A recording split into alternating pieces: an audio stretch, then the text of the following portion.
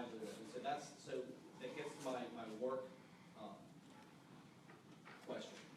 And so in regards to the drug, and I know that we highlighted here, how many employers won't hire applicants with misdemeanor drug convictions? And then the answer really goes back to, well, employers face, if we were to decriminalize it, what message that sends to a drug-free workplace policy, which say Lakeland is a drug-free workplace, which I would hope every employment center is a drug-free workplace. And then it talks about Florida laws on the use of criminal records, on the negligent hiring, if something were to happen, something would be decriminalized and they have to assist them. I didn't necessarily understand why that was included in a question that said, how many employers won't hire? I thought we would go to the chamber for that one. How many employers won't hire applicants with misdemeanor drug convictions? And I've talked to several business owners, and I just say several, probably less than 10, that said if they had a choice between someone that had a charge and someone that didn't, they'd take the person that got a charge. But just give me the rationale on defining the drug-free workplace rationale, and then why the Florida laws of use of criminal records in regards to negligent hiring was included. You want to take some of that, Mr. McCausland? Or you want us to start off? Sure, I'm understanding. Right. Okay, I just simply asked. What question was that? Question 16. I just said, and I probably should have been more clear, so I'm not judging why I got it. I just want to know what need you felt was provided. When you talk about equal opportunity, EEOC, you talk about Civil Rights Act.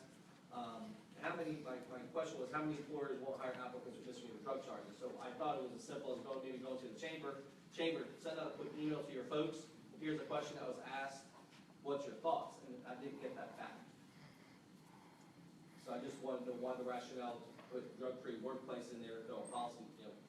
I get it. We don't want anyone to use drugs, especially at work, or using them on at all. But the conviction of having it on you obviously disqualifies you from working at the city of Lakeland. According to my record, That's not true. That's not true. Now, if you are caught at work using drugs, that's different. But if you had a conviction, misdemeanor conviction, even a felony conviction for that matter, there is a process that says within a certain amount of years of that conviction, we still qualify to work. What else if you're to work here? You already work here? Yeah. I work here. I'm You can't have a drug-free workplace? You're fired. You're fired. Did you have a comment? Well, there's a couple things about drug-free workplace. If you get federal funds, you're required to be a drug-free workplace by federal statute. So a lot of organizations are required, they don't have any choice but to be a drug-free workplace. The other thing that's happening in the environment right now is the federal government's considering not allowing workplaces to test for drugs after accidents in the workplace. That's going to have a long-term effect on insurance rates. Because now all of a sudden that's been a fairly standard thing, that if you have an accident, you do a drug test because you want to make sure that legally you're covered and that for your insurance purposes you're covered. There are a lot of things going on right now in the regulatory environment that are going to have a significant impact to the cost of businesses and government to just do their job and to because things happen. If you have somebody who's driving a forklift or driving a garbage truck or working on a line right next to how many kVs or volts of electricity, it's really important that you have a drug-free workplace and that that you enforce that drug-free workplace. We actually have some statistical data. Okay. Well, I'll yield the floor. So what? Why are we even talking about this? Okay. Put it on the spot, I guess.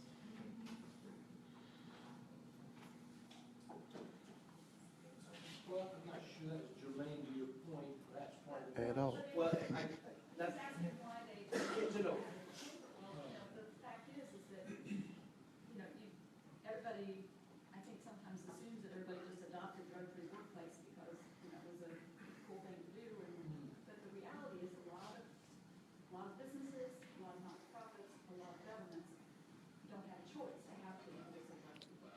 Okay.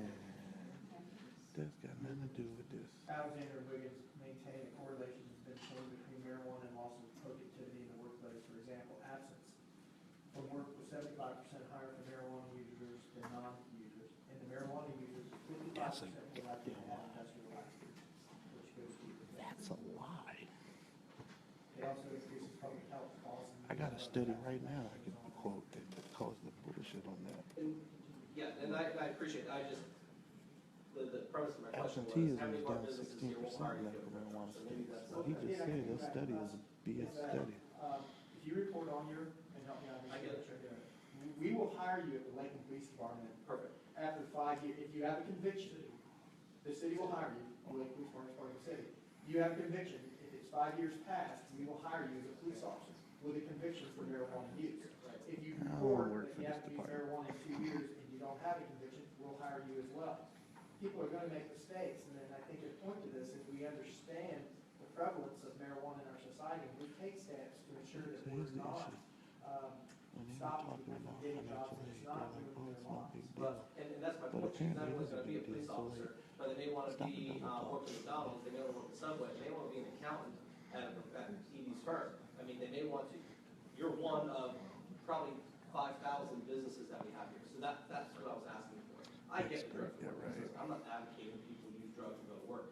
I'm saying that if you're caught with it in your possession, it could damage your livelihood, because Yeah. you will be fired. If an Indeed. officer is caught off duty with marijuana, what do we do to him, chief? Say that one more time. If an officer is caught with an officer has marijuana, what do we do with them?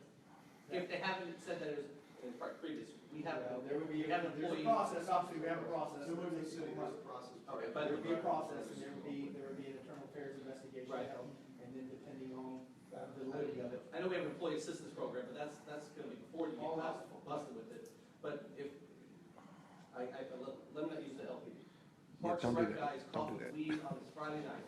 If they got separate set He's rules. fired once, Commissioner, if I may, Yes. similar process, there's an investigation held. of what? Get them with the investigation, did he have it, yes or no? If we That's add the yes or no, investigation. what was the situation He's fired. involving that, and he can be terminated, yes. But aren't there federal regulations that say we have to have a policy and we have to follow that policy? Yes, And- yes. And that, so, you know, I'm not arguing the firing, I'm arguing that the conviction, the charge of having that on your record will ruin your livelihood. Yep. That is my Here's the one. question though, with this were decriminalized. It would, we wouldn't know, it'd be a citation, it would no longer be a criminal charge, you can go to work the next day, Tony, so. don't get in an accident with it. So if we had a decriminalized. Speak on it. Commissioner Troll's point, would you treat it differently? I'm not sure, I would have to ask legal counsel, I have to take a look at federal regulations for drug-free workplace. You know, you can change that, and I've been very. Citations aren't reported. Because obviously this is your workshop. Well, from a city manager perspective, you make these modifications, there are still policies and procedures that will have to be taken a look at, excuse me, from a city perspective, because of the drug-free workplace, because of those federal regulations. So it's not cut and dry until we have the opportunity to take a look at those legal issues. Additionally, I know there's been talked about the saving of dollars. I suspect, and I would ask the chief to opine on this, and maybe the city attorney possibly to opine on this, I suspect that making similar modifications will add some additional work and some additional costs to the city, maybe not necessarily the court. Yeah, on the but IT court side system, for the to website city to pay the tickets. to manage this also. Once again, we haven't dealt with anything with that, Commissioner, because Right. that was the question that was asked. Yeah, and that's fine, I just think it's important that we're Who talking about maintains the website penalties now associated with to pay tickets? possession. There are consequences that we may not think of as it becomes, there are off-ramps, that's wonderful, but going through those off-ramps, at the end of the day, when they're done with the off-ramps, are they still gonna have an employment?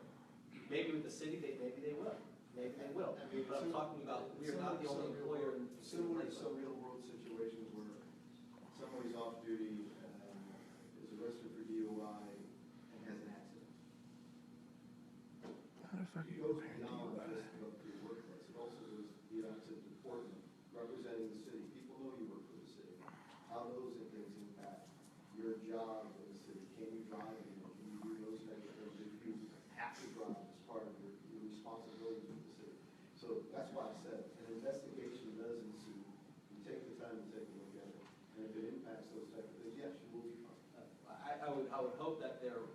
one level of possession is not treated differently than another level of possession. I mean, what's an acceptable form of possession?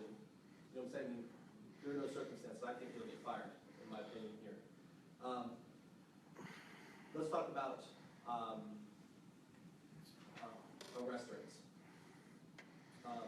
It's kind of hard for me to wrap my head around the decriminalization issue with all the information we're receiving about legalization, and to assume that arrests will go, to assume that the usage will go up, to assume that people just can't wait for it to be decriminalized so they can pop that bag in their pocket when they go to work, or go to the park or something. I don't use weed either, so I'm trying to understand that the hesitancy to offer one more tool in our law enforcement toolbox to legally make the decision to give someone a citation instead of a charge. So arrest records. What? Oh, Not a question. sorry. Part of it goes back to what Mr. Sullivan mentioned. It's a very called absolute,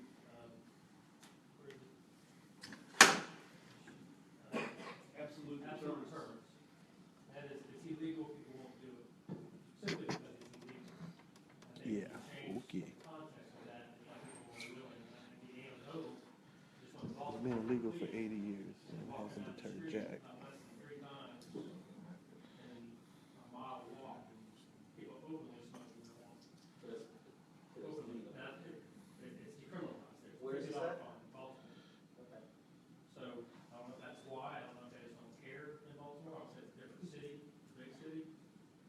But it was shocking to us to walk down the street and in 3 different locations, 3 different groups, have people openly smoking marijuana.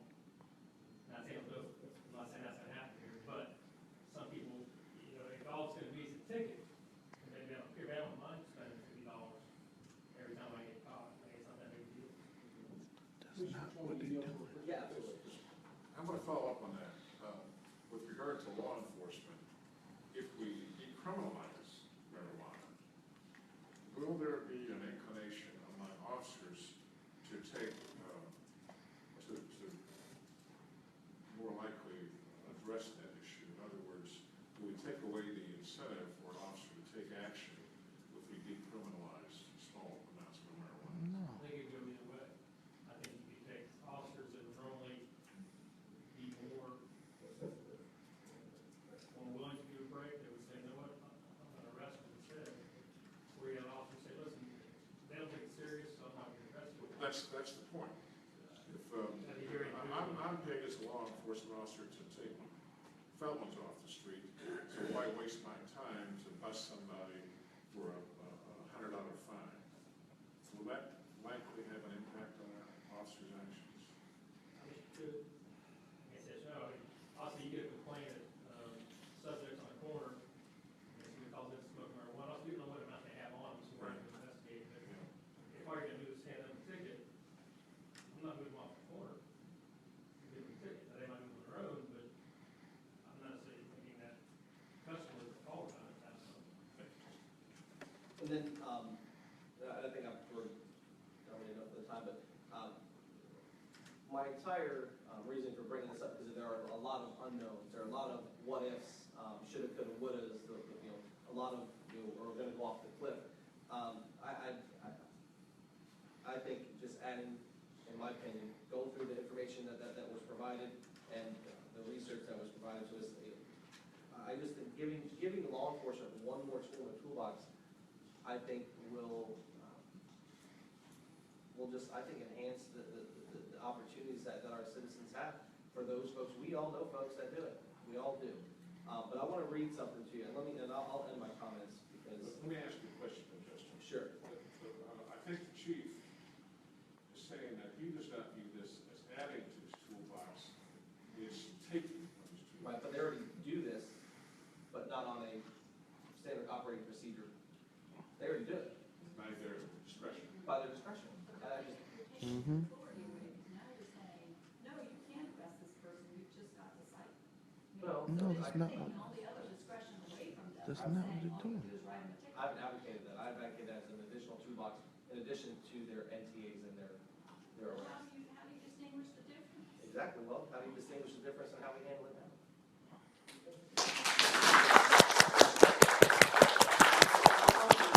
I just want to read, this is a message I received from someone, let me just leave it with you. Hey, coach, I didn't want to post this on your wall, but I personally think we should decriminalize marijuana. I don't know if you remember, but I was arrested for possession after my freshman year of college. It was a stupid mistake, I know that, but I was young and naive. I was in summer school at PSC and working part-time.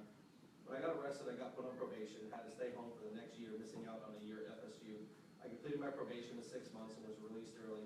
I have to put that incident on every job application since then, and I do believe that this mistake had held me back when I went into the job market. You know, I was and am a good person. I think we would be doing a great service to citizens of Lakeland, decriminalize small possession of marijuana. All it ends up doing is hindering people that would be productive members of our city. That's a real world example. But you don't have all the facts. On that note.